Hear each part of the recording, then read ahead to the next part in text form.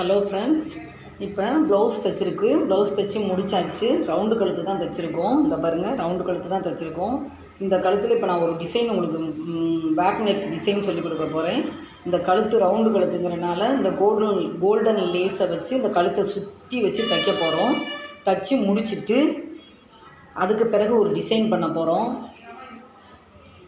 இந்த பாருங்கள், இந்த கோல்டன் லேஸை தான் இப்போ நான் இதில் வச்சு இப்படியே சுற்றி தைக்க போகிறேன். அதுக்கு பிறகு இந்த டிசைன் தான் நான் தைச்சி வச்சுருக்கேன் பாருங்கள்.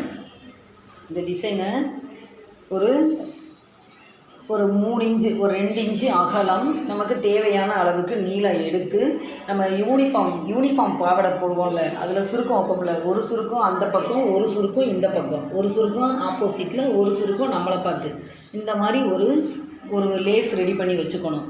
லேஸ் ரெடி பண்ணி வச்சுக்கிட்டு இப்போ கோல்டன் லேஸ் வச்சு நான் இந்த கழுத்தை சுற்றி பதிக்க போகிறேன்.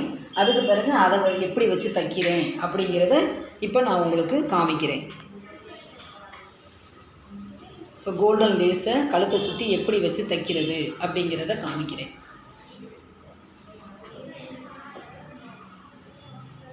எப்பயுமே ஸ்டார்டிங்கில் கொஞ்சோண்டு இந்த கோல்டன் லேஸில் ஸ்டார்டிங் தொடங்கும்போது இப்படி மடித்து வச்சுக்கணும். பிசுரோடு வைக்கக்கூடாது. அப்படி பிசுரோடு வச்சோம்னா இங்கே பாருங்கள், இப்படியே பிரிஞ்சுக்கிட்டே வந்துடும். அதனால் இதை லைட்டாக 1 இன்ச்சு மடித்து இந்த இடத்துல வச்சு இப்போ தைக்க போகிறோம். இப்போ நமக்கு இந்த கோல்டன் இந்த சைனிங்காக இருக்கிறது, இந்த பாருங்கள், இந்த சைனிங்காக இருக்கிறது இந்த பக்கம் இருந்தாலும் சரி, இல்லை எனக்கு சைனிங் அந்த பக்கம் வேணும் அப்படின்னு நீங்கள் நினச்சி ஃபீல் பண்ணிங்கன்னா நம்ம என்ன செய்யணும்னா இந்த பக்கம் வச்சுக்கணும். இந்த லேஸ் அங்கிட்டு திருப்பி இப்படி வச்சு இப்படி இங்கே இந்த ஸ்டார்டிங்கில் இப்படி மடிக்கணும். மடித்து வச்சு இப்போ சென்டரில் ஒரு தையல் போடுவோம். அப்புறம் பதிச்சு முடிச்சுட்டு இந்த சென்டரில் ஒரு தையல் போடுவோம். அப்புறம் பதிச்சு முடிச்சுட்டு அந்த கார்னர்லேயும் இந்த கார்னர்லேயும் இப்போ தையல் போடுறேன் பாருங்கள்.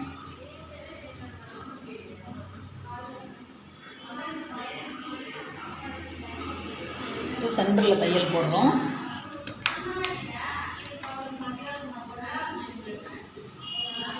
கழுத்தை சுற்றி பின்கழுத்து முன்கழுத்து ரிவர்ஸ் கட்டிடணும் ஸ்டார்டிங்கில்.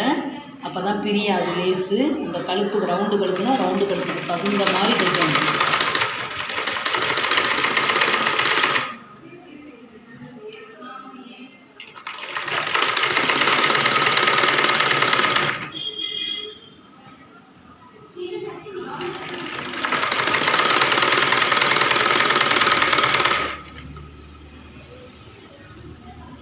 கழுத்தை கொஞ்சம் கூட மாற்றக்கூடாது.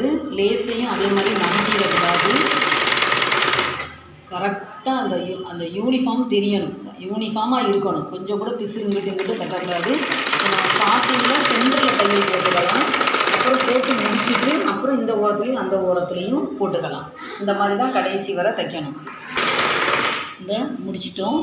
கடைசி எண்டு வரும்போது கொஞ்சோண்டு லேஸை விட்டுட்டு அந்த பிசுறு லேஸை லைட்டாக மடிச்சிடணும். இல்லைன்னா பிசுறாக சீக்கிரமாக பிரிஞ்சிரும். அதனால் கொஞ்சோண்டு முனையை வெட்டி விட்டுட்டு கொஞ்சோண்டு லேஸை கொஞ்சம் விட்டுட்டு அந்த முனையை மடித்து இதில் வச்சு அப்படியே பதிக்கணும். ரிவர்ஸ் கட்டிடணும், அப்போ தான் பிரியாது. இப்போ இந்த பீஸ் இப்படி தூக்கிக்கிட்டு இருக்கலாம். தூக்கிக்கிட்டு இங்கே பாருங்கள், இந்த தெரியுதா, இப்படி தூக்கிக்கிட்டு இருக்கக்கூடாது. அதனால் இந்த ஓரத்தில் மறுபடியும் ஒரு தையல் போடணும்.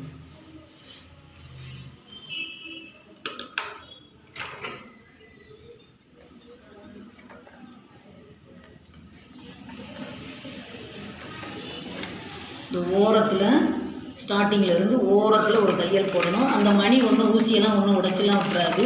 அது ஜமிக்கி மணி தான். அதனால் அப்படி தூக்காமல் இருக்கணும். அதுக்காக அதில் ஒரு தையல் போடணும். இதில் தூக்குனாலும் தூக்காது. ஃபஸ்ட்டு தூக்குச்சுன்னா இப்போ தூக்காது. அதுக்கு தான் தையல் போடணும். இந்த மாதிரி கடைசி வரை தச்சு முடிச்சிடணும்.